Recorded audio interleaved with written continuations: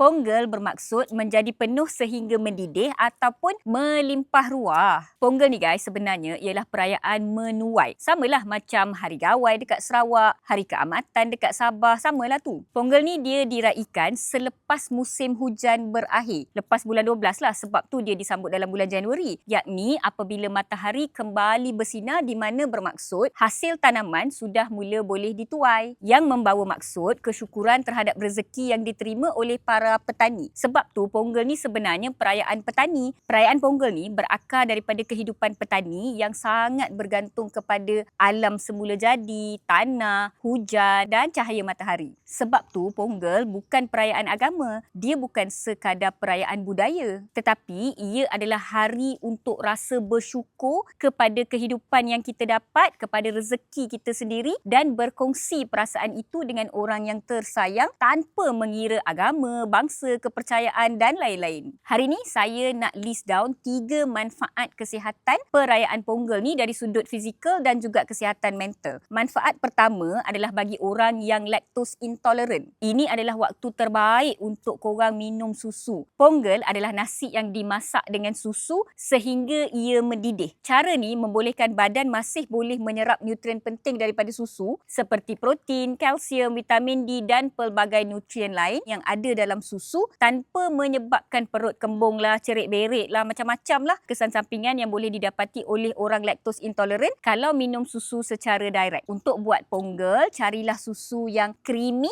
dan tasty supaya nasi manis Ponggel Sora yang kita buat tu menjadi lazat dan menceriakan lagi sambutan Ponggel kita. For my family, saya pilih Fernley Full Cream Milk Powder untuk sambutan Ponggel kami. Manfaat kedua sambutan Ponggel adalah Ponggel ni kita sambut waktu siang tau, dengan banyak aktiviti luar lah, dan kita akan terdedah kepada cahaya matahari pagi ataupun petang lah sometimes ya. Ini membantu penyerapan vitamin D yang sangat penting untuk kesihatan tulang, imuniti dan juga untuk kesihatan mental. Dan yang paling besar manfaatnya daripada perayaan Ponggel ni adalah manfaat kepada kesihatan mental dan kesihatan emosi, iaitu Ponggel adalah perayaan yang menyatu padukan ahli keluarga, rakan-rakan, komuniti daripada pelbagai bangsa dan agama untuk berkongsi rasa kesyukuran masing-masing mengikut kepercayaan sendiri. So guys, selamat Hari Ponggel dari Dr. Mala dan keluarga. Semoga rezeki kita semua sentiasa melimpah ruah, bukan sahaja dari segi wang ringgit tetapi juga dari segi kesihatan, ketenangan dan kasih sayang.